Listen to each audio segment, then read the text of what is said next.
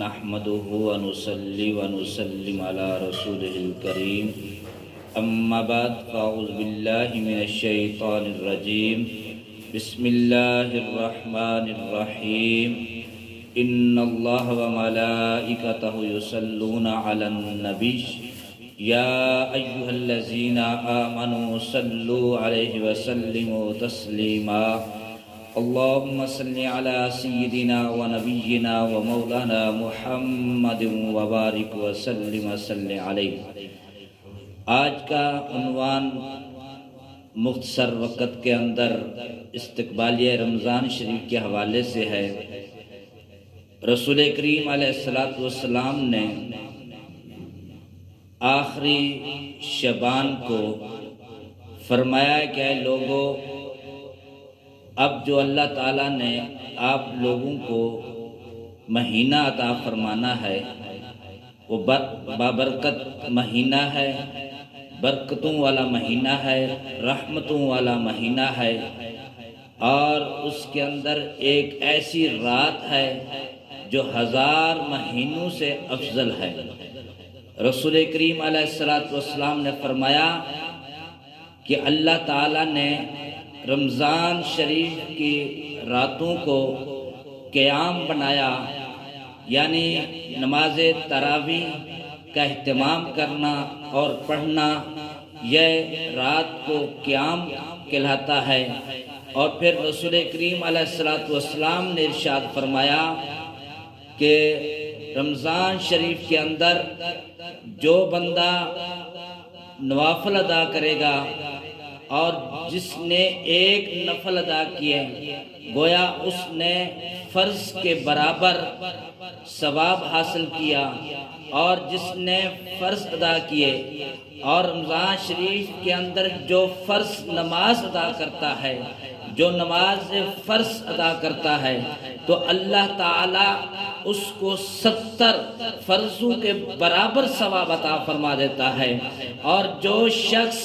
رمضان شریف کے اندر روزوں کا اہتمام کرتا ہے، جو روزہ رکھتا ہے، روزہ افطار کرواتا ہے، رسول کریم علیہ السلام نے فرمایا کہ جو شخص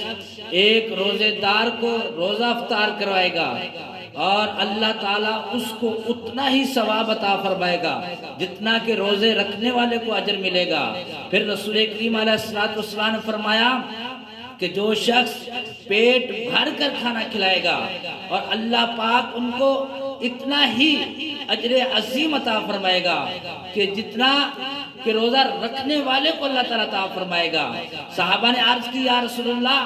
صلی اللہ علیہ وسلم، ہمارے پاس تو اگر کھانا نہ ہو،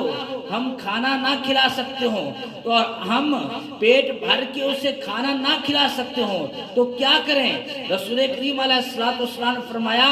دودھ کا ایک گلاس دے دو، اگر دودھ بھی نہیں ہے تو پانی کا ایک گلاس دے دو، اگر پانی بھی نہیں ہے ایک کھجور دے دو، اگر کھجور پوری بھی نہیں ہے تو آدھی کھجور کے ساتھ بھی روزہ افطار کروائے گا، اللہ پاک اس کو بھی اتنا اجر عظیم عطا فرمائے گا جتنا روزہ رکھنے والے کو اجر عطا فرمائے گا۔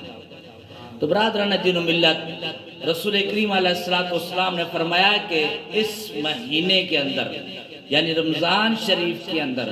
یہ خطبہ حضور علیہ السلام نے اس وقت عطا فرمایا کہ جب شعبان کی آخری تاریخ تھی، یعنی آخری دن کے اندر فرمایا کہ جو آگے مہینہ آنے والا ہے اس کا اہتمام کیا کرو۔ اس کا اہتمام کیا ہے؟ شعبان کے اندر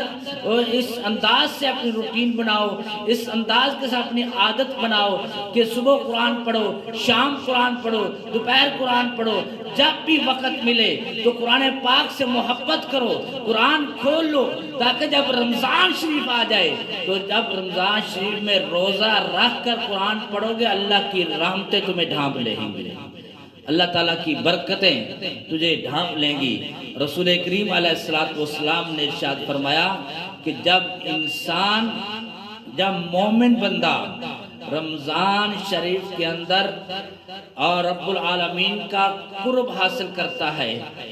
پورا مہینہ اللہ تعالیٰ شیطان کو زنجیروں کے اندر بند کر دیتا ہے، دوزخ کے دروازے بند کر دیتا ہے اور جنت کے سارے دروازے کھول دیتا ہے۔ سخاوت والا بھی دروازہ کھلا ہوتا ہے اور روزہ دار جو روزہ رکھتا ہے وہ بھی دروازہ کھلا ہوتا ہے، اور جو نوافل صدقات خیرات کا دروازہ کھلا ہوتا ہے، اور جو شخص زکوٰۃ ادا کرتا ہے زکوٰۃ کا دروازہ بھی کھلا ہوتا ہے۔ یعنی رمضان شریف کے اندر جنت کے 8 دروازے کھول دیتا ہے اللہ تعالیٰ اور دوزخ کے دروازے بند کر دیتا ہے، شیطان کو جکڑ دیتا ہے زنجیروں کے اندر۔ اور پھر کچھ ایسا بھی ہوتا ہے کہ شیطان جکڑا ہوتا ہے، پھر بھی لوگ نماز سے بھاگتے ہیں اور پھر بھی لوگ فحاشی کے اڈے پر جا کر بیٹھتے ہیں۔ اس کے اندر حکمت کیا ہے، وجہ کیا ہے؟ وجہ یہ ہے کہ پورا سال انہوں نے کوشش نہیں کی ہوتی، پورا سال انہوں نے اور قرآن پاک کے ساتھ محبت نہیں کی ہوتی، پورا سال انہوں نے روزہ نہیں رکھا ہوتا، پورا سال انہوں نے نوافلوں کا اہتمام نہیں کیا ہوتا، پورا سال انہوں نے اور مسجد میں باقاعدگی کے ساتھ نمازیں ادا نہیں کی ہوتی، تب شیطان ان کے دلوں کے اندر رچ جاتا ہے۔ اور اس کی مثال محدثین نے یوں عطا فرمایا کہ جب پنکھا آپ چلاتے ہو، پنکھے کا بٹن بند ہو جاتا ہے لیکن پنکھا پھر بھی گھومتا رہتا ہے کیونکہ اس کے اندر اسار ہوتے ہیں، اس کے اندر وہ جو بجلی کے ساتھ پنکھا گھومتا ہے، اسی وجہ سے کہ جو پنکھا بٹن بند ہوتا ہے تب بھی گھومتا رہتا ہے۔ تو جب رمضان شریف میں شیطان بند ہو جاتا ہے، ان لوگوں کے اندر دلوں کے اندر شیطان رچ جاتا ہے، تب وہ یہ کام کرتے ہیں جو اللہ سے محبت کرتے ہیں، اللہ سے پیار کرتے ہیں، وہ رمضان شریف سے پہلے ہی رمضان کی تیاری کرنا شروع کر دیتے ہیں۔ رسول کریم علیہ السلام کا یہی پیغام ہے، یہی درس ہے کہ شعبان کے آخری دنوں کے اندر قرآن پاک سے محبت اور بڑے پیار سے ان کو کھولنا، ان سے محبت کرنی، ان کو پڑھنا اور عادت بنانا۔ فجر کے بعد اور خصوصی طور پر کہ فجر کے بعد نماز فجر ادا کرنے کے بعد یہ قرآن پاک کی تلاوت کرنا، صبح تہجد کے ٹائم اٹھنا، کہ جب آپ شعبان کے اندر تہجد ٹائم اٹھیں گے تو پھر سحری کرنے کے لیے کوئی دقت نہیں ہوگی کہ اللہ تعالیٰ نے ہر چیز کا، جب آپ رمضان شریف کی علاوہ کھاتے پیتے جو بھی کرتے ہیں ہر چیز کا حساب ہوگا، لیکن رمضان شریف ایسا مہینہ ہے اس کے اندر جتنے اعلیٰ کپڑے پہنو گے اس کا حساب نہیں ہوگا، جتنے اعلیٰ جوتے پہنو گے اس کا حساب نہیں ہوگا، جتنا اعلیٰ کھانے کھاؤ گے اس کا حساب نہیں ہوگا۔ رسول کریم علیہ السلام نے فرمایا 3 کھانے ایسے ہیں جس کا حساب نہیں ہوگا، ایک سحری کے وقت جو کھاتے ہیں، دوسرا افطاری کے وقت جو کھاتے ہیں، تیسرا جب مہمان آ جائے مہمان کے ساتھ بیٹھ کے کھاتے ہیں۔ تو اس لیے کہ رب العالمین 3 کھانوں کا حساب نہیں لے گا، اور جب تم دوسرے کھانے کھاتے ہو تو ایک ایک چیز کا، ایک ایک پانی کے گھونٹ کا حساب دینا ہوگا، لیکن رمضان شریف کی برکت سے اللہ تعالیٰ نے یہ دونوں کھانے کہ جتنا بھی رمضان شریف میں کھائیں اور پئیں اور کھلائیں اس کا کوئی حساب نہیں ہے۔ نئے کپڑے بھی، محدثین کا طریقہ کار بھی یہی تھا کہ رمضان شریف کے اندر جتنے سوٹ بنانے ہوتے تھے بنا لیتے تھے، اور جتنا پورا سال کپڑے استعمال کرتے تھے وہ رمضان شریف میں بنا لیتے تھے تاکہ اس کا حساب و کتاب نہ ہو۔ اور بزرگ اس لیے اکیلے کبھی کھانا نہیں کھاتے تھے، بلکہ حضرت ابراہیم علیہ السلام اس وقت تک کھانا نہیں تناول فرماتے تھے جب تک کوئی مہمان نہیں آ جاتا تھا۔ آپ مہمان کو تلاش کر کے کھانا کھاتے تھے تاکہ جو کھانا مہمان کے ساتھ کھایا جائے اس کا حساب و کتاب نہیں ہوتا تھا، اور اس حساب و کتاب سے بچنے کے لیے مہمان کو بلایا جاتا ہے، مہمان کے ساتھ بیٹھ کے کھایا جاتا ہے۔ تو برادران دین و ملت، جب ایک مسلمان اپنے دل کے اندر رمضان شریف کی محبت پیدا کر لے گا، رمضان شریف کا ادب پیدا کر لے گا، اور اللہ تعالیٰ اس کے لیے دنیا اور آخرت میں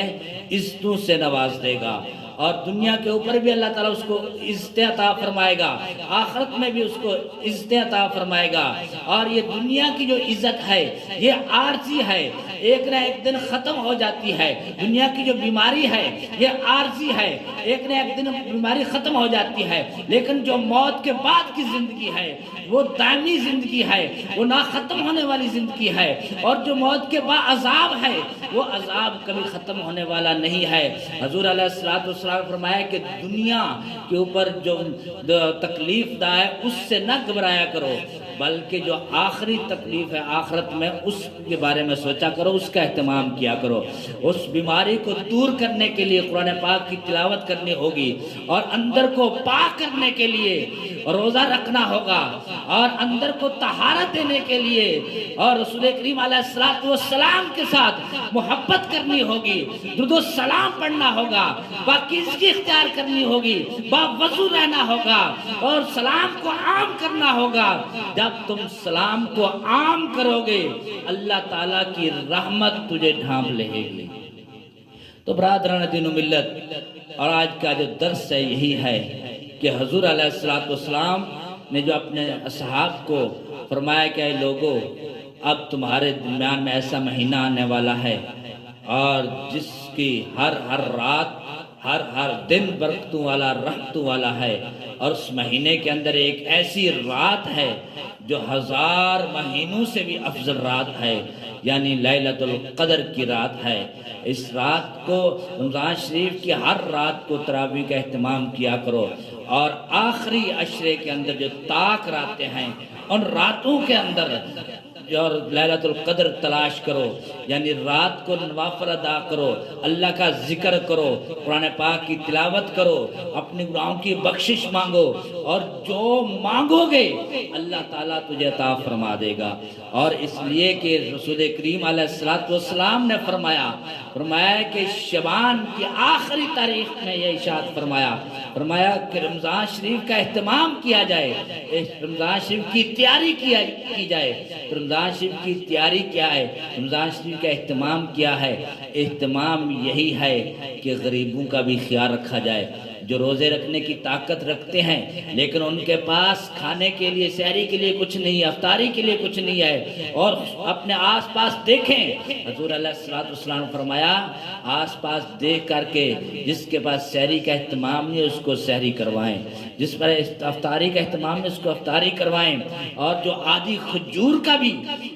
کھجور سے بھی روزہ افطار کروائے گا اللہ تعالیٰ اس کو اتنا ہی ثواب عطا فرمائے گا کہ جتنا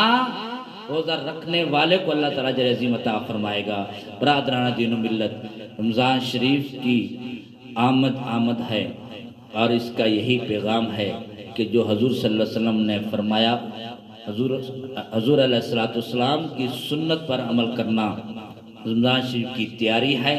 اور حضور علیہ السلام کی سنت کا اہتمام کرنا یہ رمضان شریف کی تیاری ہے۔ غریبوں کا خیال رکھنا رمضان شریف کی تیاری ہے، یتیموں کا خیال رکھنا رمضان شریف کی تیاری ہے، کہ محمد سے وفات ہونے تو ہم تیرے ہیں، یہ جہاں چیز ہے کیا لہو قلم تیرے ہیں۔ وآخر دعوانا الحمدللہ رب العالمین۔